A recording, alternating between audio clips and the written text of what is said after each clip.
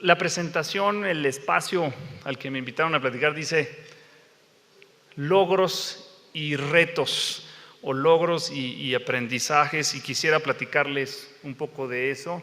Y si Jerome lo permite, también encantado de atender cualquier pregunta que ustedes tengan. ¿Qué hemos logrado juntos y qué retos siguen ahí pendientes?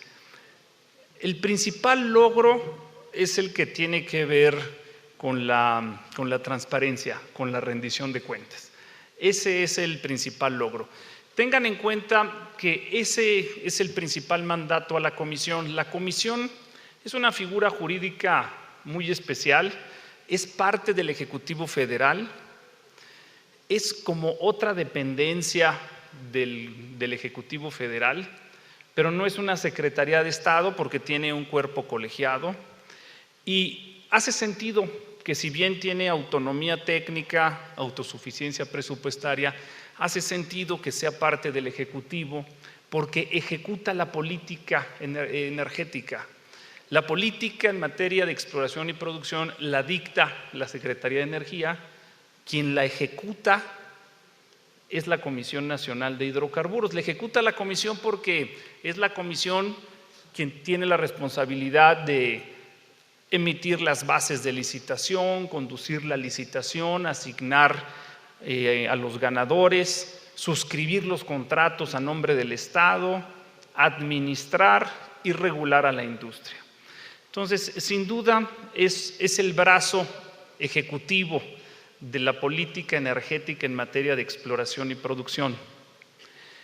Y en esa ejecución, nuestra principal obligación con ustedes es transparencia y rendición de cuentas. Ese es el principal logro, la transparencia. En materia de transparencia, al interior de la Comisión Nacional de Hidrocarburos siempre nos establecemos los criterios que en todo lo que hagamos busquemos las mejores prácticas internacionales, no inventemos la rueda, sigamos mejores prácticas internacionales. Pero en materia de transparencia no ha sido así. La verdad es que en materia de transparencia la consigna es ir más allá de la práctica internacional. ¿Y por qué ir más allá de la práctica internacional? Porque así no lo exige la sociedad, así no lo exigen los mexicanos. Entonces, en este tema realmente, junto con la industria, estamos abriendo brecha y estableciendo mejores prácticas. ¿Cuáles son esas prácticas que han llegado desde la primera licitación y se han ya convertido en un estándar en México? Es en el proceso de licitación, la CNH, quien conduce el proceso, no se reúne con los participantes de las licitaciones, no nos reunimos con las empresas petroleras, el proceso de preguntas y respuestas lo hacemos de manera pública a través de un portal en internet, que ahora a partir de que se lanzó con la aprobación del órgano de gobierno de la CNH, la convocatoria ya a la primera licitación de la Ronda 2, nuestro portal ahora en lugar de ser www.ronda 1, ahora es www.rondasmexico. Y si ustedes lo ingresan, lo pueden ingresar ahorita en sus teléfonos, en sus dispositivos, ahí ya aparece el contrato, el modelo de contrato, las bases de licitación y el proceso se conduce a través de este nuevo portal. Como ustedes saben, el proceso de preguntas y respuestas se conduce en internet y el evento de presentación de ofertas económicas ocurre en un solo día. En un solo día recibimos las ofertas económicas, las abrimos frente a las cámaras y el mismo día asignamos a los ganadores. Y todo el proceso lo transmitimos en tiempo real por internet. Yo no conozco ningún país que en una sola sesión reciba las ofertas, las abra frente a las cámaras, en ese mismo día asigne a los ganadores. Esa es una práctica, así como el llevar el proceso de preguntas y respuestas es una práctica que va más allá de la práctica internacional. Eso en adición a otros requisitos que nos marca la ley, como ustedes saben, todas las sesiones del órgano de gobierno las conducimos públicamente, las transmitimos en internet, los comisionados de la CNH fueron los primeros servidores públicos que hicieron pública su declaración de intereses. Hay un compromiso y un mandato, y esa es la razón de ser de la comisión, que es fundamentalmente la transparencia. Ese es el principal logro, y es una práctica que se estableció desde la primera licitación. Esta práctica llegó y permanece y sigue hacia adelante, y no solo en lo que tiene que ver con la licitación. Hay una práctica de transparencia en materia de licitaciones, pero que ahora estamos llevando también a la administración de los contratos.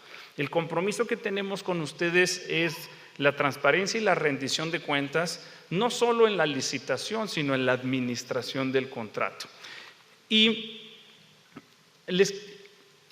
ya estamos administrando los contratos de la primera licitación, de la segunda licitación y de la tercera licitación. Y como parte de este trabajo ya iniciamos la aprobación de diversos planes de inversión. Aprobamos ya el plan de inversión de la empresa italiana Eni, aprobamos los planes de inversión de Talos, que ganó con Sierra y con Premier y los contratos de la primera licitación. Y la CNH tiene, dentro de la página web, también tiene un apartado de administración de contratos. Y en este apartado de administración de contratos ustedes pueden ver toda la documentación de las empresas en los trámites que han realizado con la comisión, y también pueden ver el dictamen de los planes de inversión, conocer los programas de inversión y el dictamen. En este proceso, y en especial cuando se trata de contratos de producción compartida, como es el caso de la primera y segunda licitación, es muy importante en los dictámenes no solo mostrar el mérito técnico del proyecto, sino la referencia a los costos, porque como en un contrato de producción compartida se permite la deducción de costos, es muy importante que estos costos estén dentro de parámetros de mercado. Eso es algo que ustedes pueden consultar también en nuestra página de internet como parte de estos documentos, de estos dictámenes. Por ejemplo, me parece que es el de la primera licitación, es uno de los programas de inversión de Talos, y para cada categoría mostramos los rangos de costos de lo que la empresa nos presupuestó que piensa invertir. Y en esas franjas amarillas están los precios del mercado. ¿Cómo los obtuvimos? Con las bases de datos que ustedes utilizan y que utiliza toda la industria. Utilizamos bases de datos con precios, con referencia de mercado, que son práctica internacional, y producimos intervalos, un análisis de precios, hacemos un benchmark de precios para asegurarnos de que lo que estamos aprobando está dentro de los parámetros de los precios de mercado. Una vez más, yo no conozco otros reguladores que publiquen su dictamen a los planes de inversión y que hagan un ejercicio de precios como el que aquí estamos haciendo. E insisto, el propósito es responderle y cumplirle a ustedes, a los mexicanos, que exigen total rendición de cuentas y transparencia en este proceso. Transparencia y rendición de cuentas es algo que inició con la primera licitación y lo seguimos avanzando. Hay otras cosas que siguen siendo algo que está en proceso de evolución y en lo que estamos viendo un constante cambio, y yo les diría que es uno de los principales retos y objetivos que tiene la comisión en los próximos meses, que es lo que tiene que ver con la industria de la información. ¿A qué me refiero? Para poder tener licitaciones exitosas, para que ustedes puedan tomar la decisión de invertir en algún proyecto en México, requieren información del subsuelo, información sísmica, información gravimétrica, en general toda la información disponible que permita que ustedes puedan tomar una decisión de inversión. Uno de los mandatos que tiene la comisión es desarrollar lo que la ley denomina el Centro Nacional de Información de Hidrocarburos. En este Centro Nacional de Información de Hidrocarburos, por ley, se está migrando toda la información técnica del subsuelo de la industria petrolera que acumuló Petróleos Mexicanos. Esto es algo que tiene que estar terminado y vamos en tiempo para este 12 de agosto, el próximo mes. Igualmente, la ley nos manda a desarrollar y administrar el sistema de litotecas nacionales del país. Igualmente, en este mes estaremos tomando la administración de las litotecas que desarrolló Pemex en el pasado. El Centro Nacional de Información de Hidrocarburos, entonces, es un sistema de información con toda la información digital, la sísmica, los registros de pozos, pero también la información de los núcleos, toda la información de la litoteca, de las rocas que ha acumulado Petróleos Mexicanos. Ahora, el centro, conforme ha ido avanzando, está haciendo posible que la dinámica, el juego de las licitaciones, la estrategia y la forma en la que ustedes toman decisiones de inversión cambie radicalmente, porque estamos pudiendo hacer licitaciones con mucha más información, por tanto con mucha menos incertidumbre. La comisión, el centro no solo acumula la información histórica de Pemex, del IMP y también parte de la información del Servicio Geológico Mexicano, sino que aparte tenemos la responsabilidad de detonar la industria de la información en México y que las empresas de geofísica busquen adquirir nueva información. Así, desde el año pasado iniciamos a dar permisos a empresas de geofísica para adquirir nueva información en México. Este ya no da vuelta. Bueno, no se preocupen, se las platico, pero sale. Hacia allá. Bueno, ahí se las voy platicando. A ver, entonces, desde el año pasado empezamos a dar permisos de geofísica. Hemos dado 35 permisos de nuevos estudios de geofísica en México. Estos estudios están permitiendo a las empresas tener mucha más información al momento de tomar decisiones. ¿Cómo está influyendo todos estos estudios de geofísica? Uno, le están permitiendo a las empresas nominar, proponer áreas para las licitaciones. ¿A quién se las proponen? Se las proponen a la Secretaría de Energía. Por ley, la Secretaría de Energía puede recibir las nominaciones que ustedes hagan en relación con áreas de interés. ¿Con base en qué las empresas pueden tomar una decisión para nominar áreas? Con base en la información sísmica, registros de pozos y demás información disponible. Ese mapa que ustedes ven ahí es de la Secretaría de Energía y muestra en un mapa de calor las distintas nominaciones que hicieron las empresas en relación al plan quinquenal. Y ese otro que apareció hace rato, que ya no aparece, es las nominaciones que hicieron las empresas previo a que se lanzara la licitación 2.1 de aguas someras que se anunció el día de ayer. Lo que está cambiando y lo que va a seguir cambiando es la industria de la información. Estaremos continuamente y progresivamente poniendo más información a disposición de la industria, lo que les va a permitir a ustedes y al Estado identificar dónde están las mejores oportunidades de inversión del país. A partir de la cuarta licitación, la de aguas profundas, vimos un cambio ya en la dinámica de las licitaciones. En la cuarta licitación, la de aguas profundas, las empresas han invertido en licencias de uso de información del centro, del banco de datos de la CNH, más de 114 millones de dólares en licencias de información. Además, la industria, a través de las empresas de geofísica, han iniciado proyectos llevan ya como una tercera parte de ellos de nuevos proyectos de adquisición de información que tienen montos de inversión estimados de $2.500 millones. La cuarta licitación, la de aguas profundas, es un cambio de juego en relación con las primeras tres. Es la licitación con el mayor volumen de información disponible y es una constante que estamos viendo que ahora continúa para la licitación 2.1 de aguas someras. Entonces, en resumen, ¿qué hemos logrado? Hemos logrado establecer un modelo de transparencia nuevo, por arriba de las prácticas internacionales, en el cual seguiremos construyendo y avanzando ahora que estamos administrando los contratos. ¿Qué está en evolución? El sistema de información. Una industria que tenga cada vez más información disponible que les permita a ustedes tomar mejores decisiones y al Estado identificar las mayores oportunidades. Eso yo diría que es, en resumen, los principales logros y los principales retos en función de las licitaciones.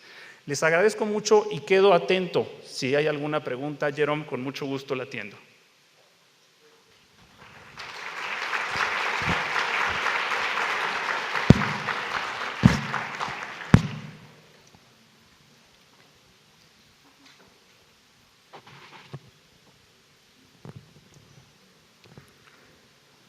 Do we have any questions? Todos están terriblemente cansados, Jerome. Yo creo que hay que darles oportunidad que se vayan a tomar un break. Maybe a question that has been asked by others to you. What has been the most difficult question for CNH that the operators or the potential operators have asked you over the past year? Well, the most challenging question, every day we face many different challenges.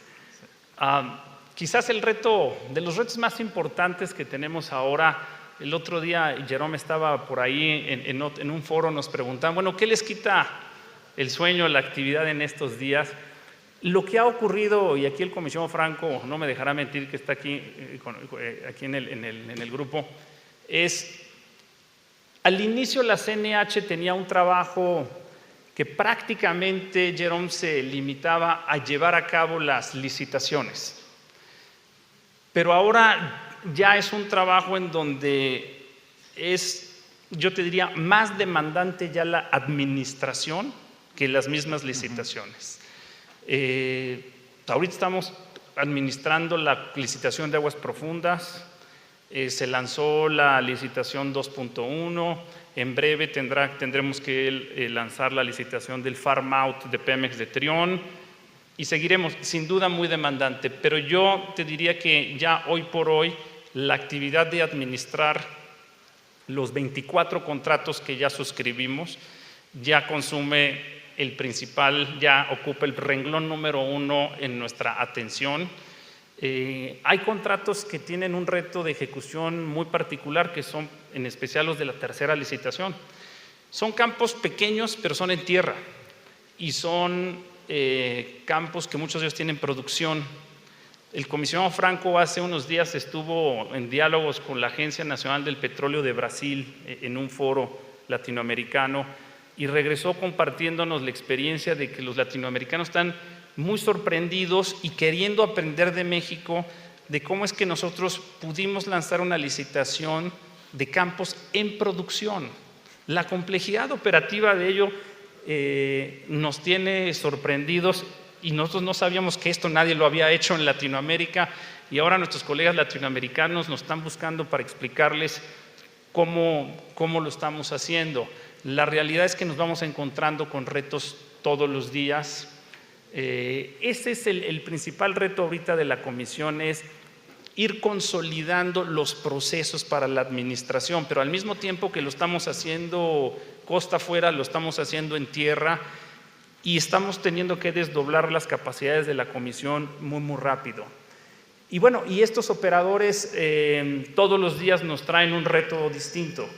Hay que definir con ellos los sistemas de medición, el mecanismo de comercialización del Estado. Esa es una de las funciones que tiene la Comisión Nacional de Hidrocarburos también. Es responsabilidad de la CNH comercializar el hidrocarburo propiedad del Estado. El hidrocarburo, que es de los contratistas, ya sea por licencia o producción compartida, los contratistas pueden hacer con él lo que quieran, pero la fracción del hidrocarburo en un contrato de producción compartida que le queda al Estado, por ley la CNH lo tiene que comercializar, contratando un comercializador en una licitación, y todas estas cosas ya van ocurriendo de manera simultánea. Y bueno, la clave de todo esto, y hemos podido estar avanzando y transitando en estos temas, porque la verdad es que las empresas y muchos de los que están aquí tienen la paciencia de sentarse con nosotros y saber que juntos estamos siendo pioneros en esta nueva industria petrolera en México.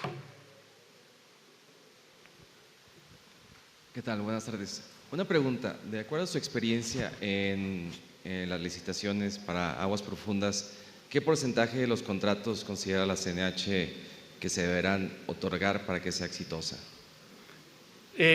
Muy buena, gracias por la pregunta, buena pregunta. Ahorita, esta pregunta la vamos a poder contestar mejor en unas semanas. Tenemos ahorita 26 empresas registradas en proceso de precalificación. Eso no significa que sean 26 licitantes, porque en esta cuarta licitación, una vez que terminemos la precalificación, las empresas van a tener un periodo para formar consorcios. Entonces, ahorita vemos una lista de 26, pero estos se van a agrupar en equipos, en consorcios, y entonces vamos a ver realmente cuántos licitantes hay. Esto nos va a dar un mejor indicador. Ahora, es común que en las licitaciones normalmente la gente, los analistas preguntan, bueno, ¿cuántos contratos es bueno colocar? Bueno, lo primero es, y con toda honestidad, no es anuncio, no es pose política, es con toda franqueza, sí, por supuesto quisiéramos colocar el mayor número posible, pero lo más importante para la CNH no es colocar, sino que al final de la cuarta licitación, Dios mediante el 5 de diciembre, tú y todos digan, el proceso fue transparente. Si colocamos uno o colocamos los 10, lo más importante es que sea transparente. ¿Cuántos? Me gustaría que se colocaran los más posibles. Hay un estudio por ahí, me parece, el otro día circulaba, alguien me comentaba, y no sé si andan por aquí, de Wood Mackenzie. Y Wood Mackenzie le estima, por ahí yo no he visto el reporte, pero me dice que estimaban un buen número de contratos a colocar. Yo realmente no tengo métrica de cuántos serán buenos. Lo que te puedo decir es que ahorita, como se ve la cuarta, se ve con mucho interés. Indicadores objetivos son lo que han invertido en sísmica, en adquirir información. Algo que ayudó mucho también, que está ayudando mucho, es que Pemex haya subido con Trión. Trión, si ustedes ven el mapa de los 10 bloques que tenemos en la cuarta licitación, son dos grupos. En la zona del cinturón plegado perdido hay 4 y 6 más en la cuenca salina. Y en la parte norte, el bloque 1 está dividido y en medio que es una curiosidad, ¿no? Normalmente los bloques, digamos, es un conjunto cerrado, pero aquí está dividido en 2 y en medio del 1 está Trión. Trión, me atrevo a decir, pues es el proyecto más atractivo para el evento del 5 de diciembre, porque ya está descubierto, ya no tienes el riesgo exploratorio del tamaño que lo tienes en los demás, tiene una materialidad importante. Entonces, Trión le vino a dar plusvalía a los bloques de alrededor. Es un poquito como bienes raíces. En el momento que tienes un proyecto tan atractivo, por las economías de escala, por las sinergias, le da valor a lo de alrededor. Realmente todavía no tengo una estimación de cuántos creo que pudieran colocarse.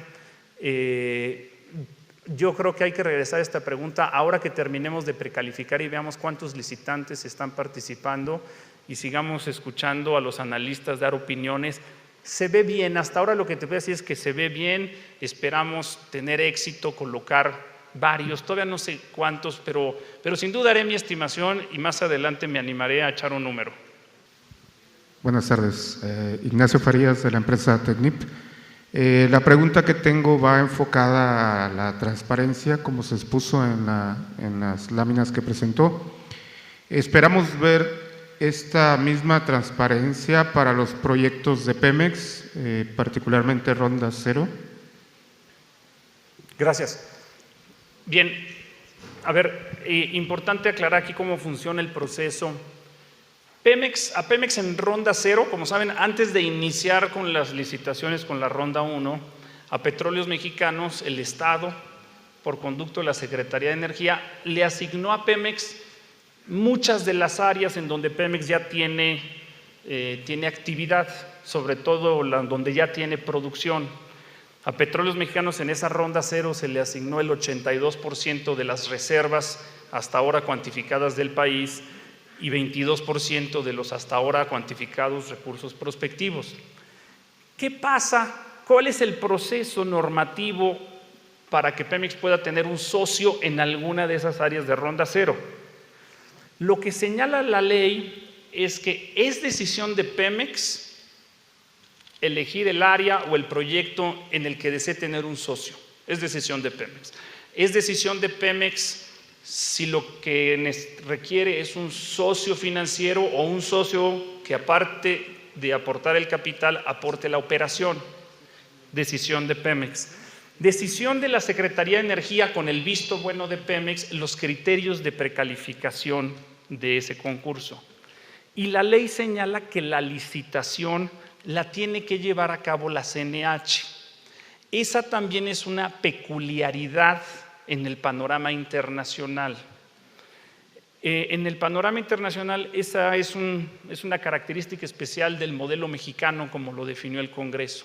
Entonces aquí el Congreso en México estableció que es decisión de Pemex buscar un socio y solicitar una licitación para un socio. Pero la licitación por ley la tiene que llevar a cabo la Comisión Nacional de Hidrocarburos. ¿En qué términos? Igual que en las otras licitaciones que hacemos, en los términos que nos define la Secretaría de Energía y la Secretaría de Hacienda. Nosotros simplemente ejecutamos y nuestra responsabilidad es que sea transparente. Entonces, en resumen, la transparencia que tendrá la licitación del farm out para Trión va a ser exactamente la misma que las que tenemos en las licitaciones, porque es el proceso que vaya a llevar a cabo la CNH. De hecho, ya se anunció, es el 5 de diciembre, es el mismo día, es el mismo evento, es el mismo proceso. Esa es la intención del Congreso, que tengamos a esta Comisión Nacional de Hidrocarburos con estándares de transparencia muy elevados, tanto para las licitaciones de las áreas que retuvo el Estado como para los farm outs de Pemex. Buenas tardes, Samuel Pérez, de Agreco. Si consideramos como factores de éxito de una licitación los montos de barriles de reserva, producción y fuentes de trabajo, las aguas someras, donde ya hay información satisfactoria en cuanto a sus procesos de exploración, serían de gran impacto para México. ¿Para cuándo se planea una licitación de esa magnitud y de esa cobertura geográfica? En aguas someras, es la pregunta. Correcto. Bien, el día de ayer se anunció la primera licitación de la Ronda 2. Recuerdan que en Ronda 1 tuvimos primero una licitación de aguas someras, se colocaron 2 contratos, había 14, se colocaron 2, luego hubo un segundo de aguas someras de campos ya descubiertos, eran 5, se colocaron 3 de 5, luego vino campos maduros en tierra y ahora estamos en aguas profundas. Ayer se inició la Ronda 2 y volvemos a iniciar con los distintos tipos de proyectos petroleros. Entonces, ayer se ayer se aprobó por parte de la Comisión Nacional de Hidrocarburos y se lanzó la convocatoria a la primera licitación de la Ronda 2.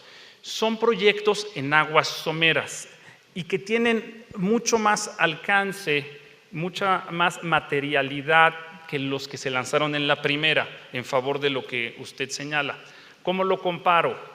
Son 15 bloques y estos bloques en promedio tienen un área de 590 kilómetros cuadrados. Para compararlo con la primera licitación era un poco más, eran del orden de 290 kilómetros cuadrados. Entonces, a grosso modo, estamos hablando de que en esta licitación de la Ronda 2, esta primera licitación, el tamaño de las áreas se duplicó. Eso es algo importante en cuanto a materialidad y alcance y poder que pueda tener para detonar producción. Las zonas son muy atractivas, no es solo que se duplicaron el tamaño de las áreas, son 3 cuencas, se ofrecen áreas contractuales, contratos en 3 áreas. Primero tienes la cuenca Tampico-Misantla, en lo que comúnmente en México históricamente ha sido la faja de oro marítima. Ahí hay 4 contratos.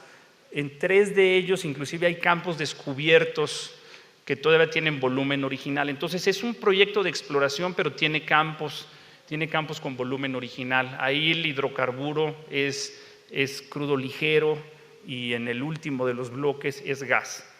Luego tenemos un bloque, un área contractual de gas en la cuenca gasífera que está justo en el suroeste de los grandes descubrimientos de Pemex de Lakach, Cuná, Pilic-Piclis, con la importancia, con la estrategia de detonar gas para cubrir las necesidades de gas del país. Y luego tienes el resto de los bloques, el resto de los bloques están en el litoral, en las cuencas, en el litoral de Tabasco y un pedazo de Campeche, en lo que son las cuencas del sureste. Ahí lo que se está haciendo es, se están retomando algunos de los bloques que no se adjudicaron en la primera licitación y en la segunda, pero modificados, con más área,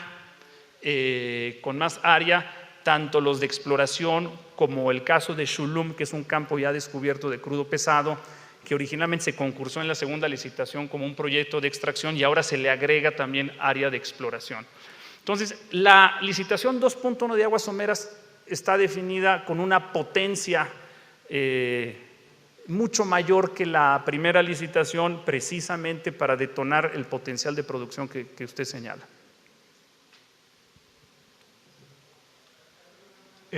Roberto Blanco, de Grupo Alfa. 2 preguntas muy rápidos. La primera es en relación con las asignaciones de Pemex.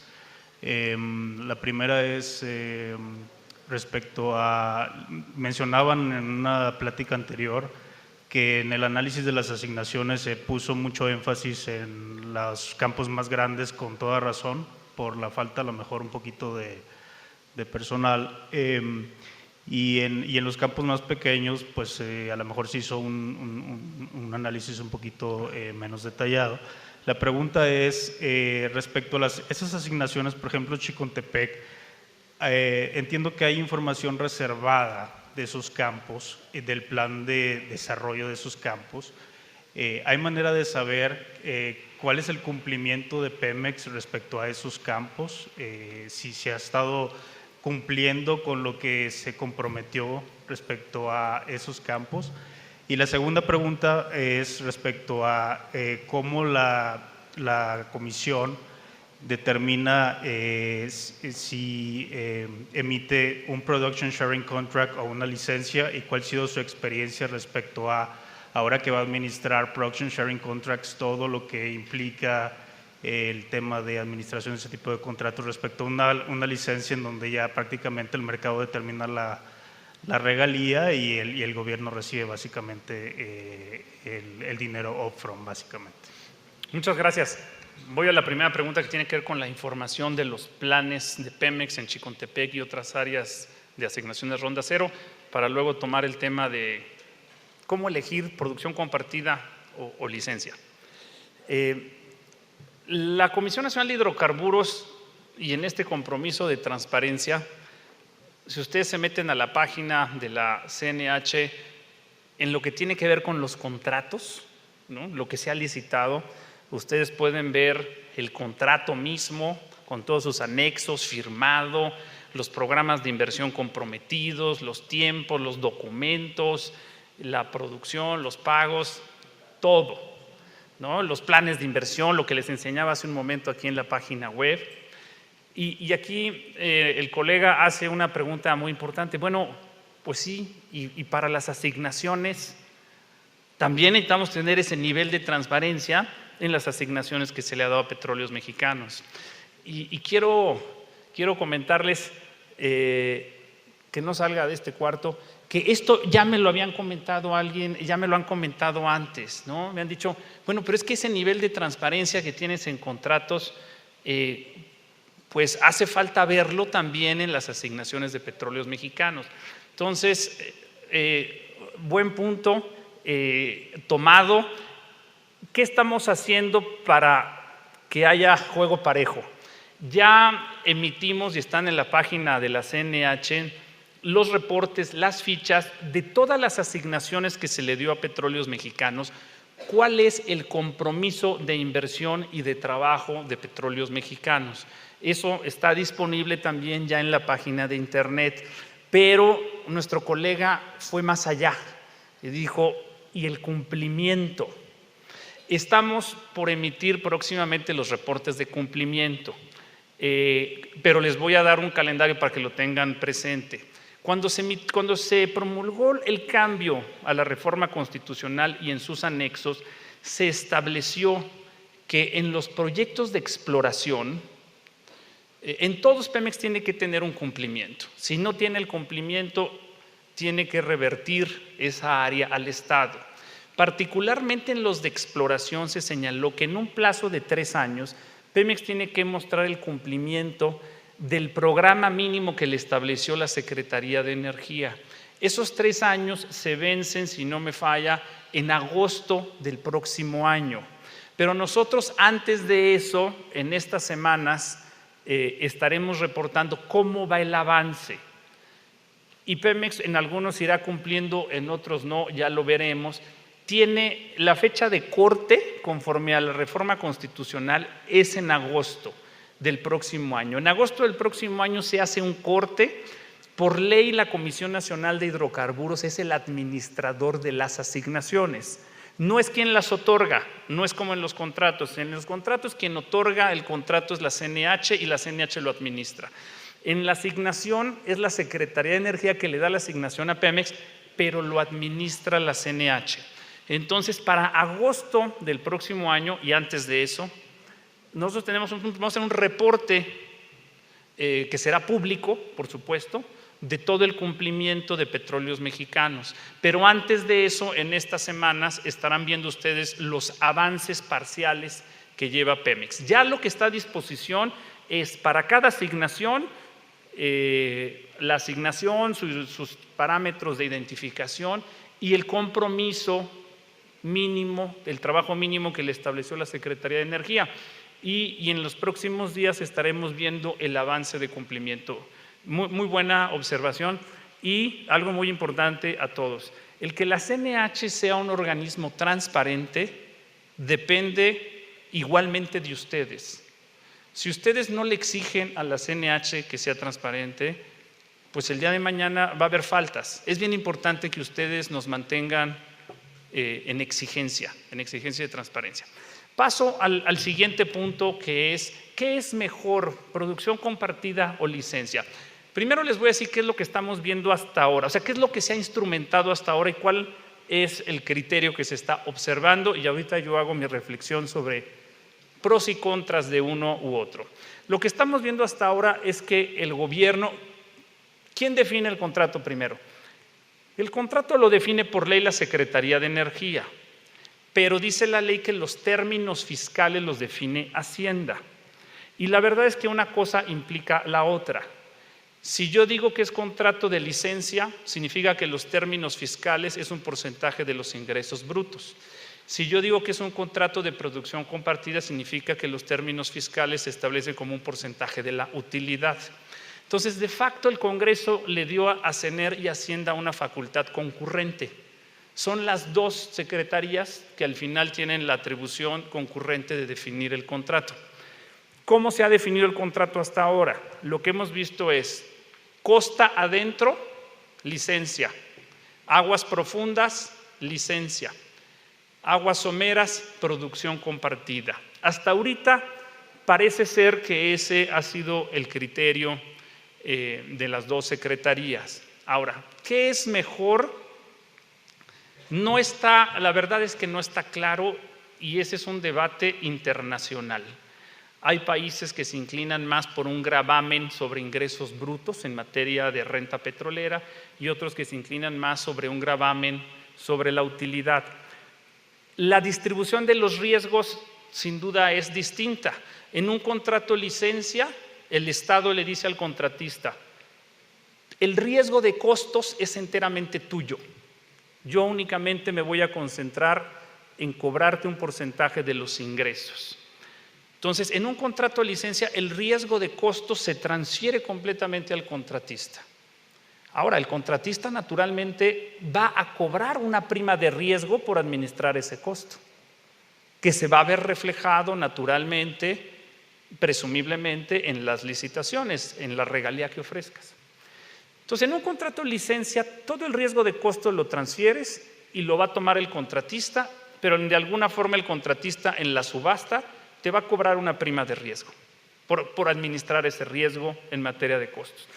En un contrato de producción compartida, el gravamen, la contraprestación, es un porcentaje de la utilidad. Entonces, aquí el riesgo de costos se comparte entre el Estado y el contratista. El gravamen a la utilidad es así, entonces, un gravamen que bajo el principio económico más general es más eficiente económicamente, en el sentido de que grava, captura la utilidad. Finalmente, en cualquier régimen fiscal lo que tú quieres es capturar la utilidad. Pero tiene una desventaja. O sea, puede ser teóricamente más eficiente un gravamen a la utilidad, como es el impuesto sobre la renta, pero requieres una administración y un conocimiento de los costos que es más oneroso. Entonces, si tú como Estado, como regulador, como autoridad, tienes poca información de los costos, te conviene utilizar un contrato de licencia. Y ese puede ser el caso, es el caso en aguas profundas. En aguas someras, el Estado, México, tiene mucha experiencia. Conocemos bien esos campos, conocemos bien los costos. Es más fácil administrar un contrato que permite la deducción de costos en aguas someras, donde tenemos mucha experiencia. Entonces, cuando el problema de información asimétrica es grande, hay que irse a la licencia. Cuando la información es común, un contrato de producción compartida puede ser más eficiente. No deja de tener un costo administrativo considerable, y por eso, si los contratos son muy pequeños, como campos maduros, no quieres imponer una carga administrativa sobre esos contratos que son de menor escala, y también el factor de administración te lleva a elegir licencia cuando la estructura del proyecto no puede soportar una carga administrativa considerable. Entonces, esos son los elementos que juegan: costos administrativos, información asimétrica, eficiencia en la recaudación, para definir qué te conviene más. El problema de información es grande, desconocemos esa industria, aguas profundas, licencia. El costo administrativo es muy elevado para proyectos pequeños, caso de tierra, licencia. Conocemos bien la industria, hay que aprovechar la eficiencia posible, aguas someras, producción compartida. Ese ha sido el criterio, lo definen las dos secretarías, Energía y Hacienda.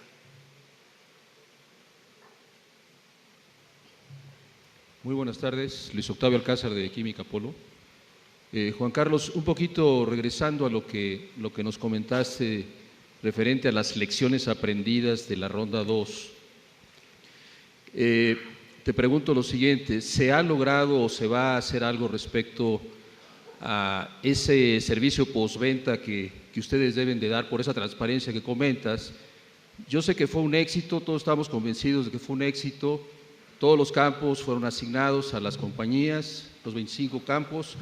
Sin embargo, observamos que algunas empresas ofrecen el 84% de regalía adicional, otros ofrecen 70%, otros ofrecen igual 75%. Entonces, esa garantía que se tiene para que haya continuidad en su momento y en campos maduros y con producción, como lo comentabas, ahí el único que pierde es México porque hay una producción diferida, porque finalmente las empresas no firman o se le da el segundo lugar, o ya la empresa que tiene el 84 o más, pues sabemos que se va a ver muy difícil su situación económica por el precio del barril, por cuestiones lógicas en ese sentido. Esa empresa o esas empresas que tienen altos porcentajes de regalía adicional posiblemente vayan a operar 1 o 2 años y después se vayan, y como no hay penalización al respecto, únicamente perderían a lo mejor la carta de garantías. Pero yo no sé si ya la CNH está estudiando este proceso de que en la próxima licitación pues pudiera suceder de que hay empresas que pues, se van a aventar al 90 o al 85 y se la van a llevar. Pero ¿qué va a pasar? O sea, vamos a seguir con esto de que no vamos a garantizar una incorporación de reservas, una delimitación, un desarrollo a futuro, que en realidad es lo que necesita el país. Lo que necesitamos es producción. O sea, hay éxito en cuanto a la parte administrativa, en cuanto a la asignación de los contratos, pero en cuanto a la producción, en cuanto a la incorporación, si seguimos con este tipo de modelos, seguramente vamos a tener producción diferida y esto pues va a ser una carga o va a ser un problema para lo que se pretende en la industria petrolera de México. Muchas gracias. Yo creo que el punto que se toca muy importante y como se señala tiene que ver con el proceso de aprendizaje por parte de las distintas instituciones en el gobierno. ¿Qué vimos en la tercera licitación? Lo que se apunta, que 6 contratos, fueron 3 empresas, si no mal recuerdo. El día de la licitación se adjudica todo y previo a la firma, 6 de esos 25 contratos no se suscriben el 10 de mayo cuando suscribimos los demás. ¿Qué es lo que vemos como espectadores, como ciudadanos desde afuera? Que efectivamente, como se señala, en estos casos estas empresas habían ofrecido una regalía muy elevada, y muy elevada sobre todo cuando se compara con el segundo lugar, ¿no? El segundo lugar podría tener una diferencia 30% o más en algunos casos. Entonces, aparentemente, ¿no? Si las empresas quizás pudieran dar su opinión al respecto, pero aparentemente lo que ocurre es lo que en teoría de subasta se conoce como la maldición del ganador. ¿Qué significa la maldición del ganador? En subastas a primer precio sobre cerrado puede llegar a ocurrir que el que gana, después de que voltea y ve el segundo lugar, dice: ah, caray, ofrecí mucho, ¿no? Y entonces recorrige su evaluación, y si bien él consideraba que su oferta era buena, en el momento que ve el segundo lugar dice: fue mucho.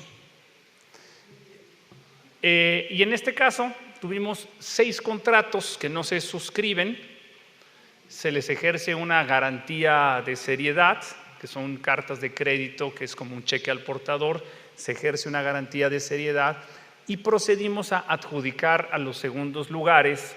Es un proceso que está previsto en las bases, es un proceso que no es ideal, que no quieres ejecutar, pero que ocurre en las licitaciones en el mundo, no solo petroleras, sino del mundo.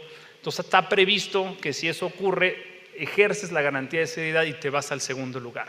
Pero sin duda no es la situación ideal y lleva a la reflexión que tú lanzas, que es, bueno, ¿cómo podemos mejorar el proceso?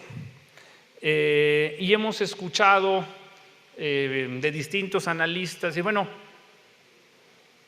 y yo creo que es una discusión en la que todos deberíamos de elaborar. Cuando ves el fenómeno de esta tercera licitación con esas ofertas tan altas que al final en 6 de los 25 casos no se firmaron el 10 de mayo y que ahora están en proceso de firma con el segundo lugar. Y dices, bueno, ¿cómo podemos mejorar el proceso de la licitación? Y hay en el abanico de la teoría de subastas, pues hay, y también de la práctica internacional, no tanto en materia petrolera, pero sí en otros sectores, porque en la industria petrolera el modelo general, casi absoluto de subasta, es subasta a primer precio sobre cerrado. Pero eso no significa que se subasten las mismas variables, o sea, que la variable de subasta sea la misma. En el caso de la tercera licitación, la variable de licitación es el promedio ponderado de 2 variables: porcentaje de regalía al Estado y compromiso de inversión adicional. Pero, claro, el peso de la regalía era mucho mayor que el de la inversión. Entonces, dentro del abanico de posibilidades está el cambiar la ponderación, darle más peso a la inversión y bajarle un poco el peso a la regalía. Y eso es algo que en las lecciones aprendidas ya estamos viendo. Por ejemplo, la cuarta licitación de aguas profundas tiene notablemente mayor peso relativo en relación con las otras licitaciones, el compromiso de inversión, que la regalía. Porque si ustedes ven, en general todas las licitaciones que se han hecho se han podido adjudicar con lo que en la jerga llaman un government take, con un pago al Estado muy elevado. En la cuarta licitación, digo que es muy bueno para México, pero derivado de opiniones, recomendaciones como la de usted, en la cuarta licitación la Secretaría de Hacienda le dio ya mucho más peso al compromiso de inversión. Entonces, puede ser que una solución sea el compromiso de inversión, darle más peso al compromiso de inversión. Hay otros que consideran, yo todavía no me acabo de convencer de ello, y ahorita les digo, le veo sus complicaciones, pero hay quienes dicen, bueno, quizás hay que hacer una subasta ascendente. En una subasta ascendente, por la naturaleza de la subasta, como uno va poniendo una oferta superior a la de los demás, por definición el primero y el segundo lugar van a quedar pegaditos. O sea, no vas a tener el fenómeno de la maldición del ganador. La maldición del ganador es cuando el primero queda muy despegado del segundo, entonces se da cuenta que su evaluación fue incorrecta. En una subasta ascendente, como vas ofreciendo un poquito más en relación que el otro, las ofertas del primero y segundo lugar por definición van a quedar pegadas. Entonces, en principio con eso lo superas. Pero, hay dos grandes, es un pero que tiene implicaciones en dos sentidos. Las subastas ascendentes tienen que ser diseñadas con mucho cuidado porque el mecanismo de precio ascendente está documentado tanto en la teoría como en la práctica. Puede ser utilizado, si no se diseña bien la subasta, puede ser utilizado para generar un mecanismo de colusión, porque la ascendencia en precios te permite estarte comunicando con los participantes. Entonces tienes que diseñarlo con mucho cuidado. Y al final, el pendiente que yo tengo en relación con una subasta ascendente es que, si bien puede ser teóricamente superior, algo que para nosotros es fundamental es de que sea sencillo, que se pueda comunicar con sencillez. El éxito de la transparencia también tiene que ver con hacer cosas sencillas, que la gente pueda ver y entender y darse cuenta de que es transparente. Si hacemos un mecanismo ultra sofisticado, vamos a tener un reto de comunicación y de transparencia. Pero sin duda lo que usted apunta atraviesa lo que son las lecciones aprendidas. El resultado de la tercera licitación, vimos eso que usted señala, 6 contratos de 25, 3 empresas no firman, aparentemente hay un problema de maldición del ganador, nos lleva a la reflexión de los mecanismos de subasta. Y es una discusión en la que yo creo que pues, todo el mundo debe opinar, ¿no? Muchas gracias. Wow, those were a lot of very interesting questions. I think that brings us to the end of a very long and very interesting day. Thank you very much, Juan Carlos Cepeda. Muchas gracias a todos.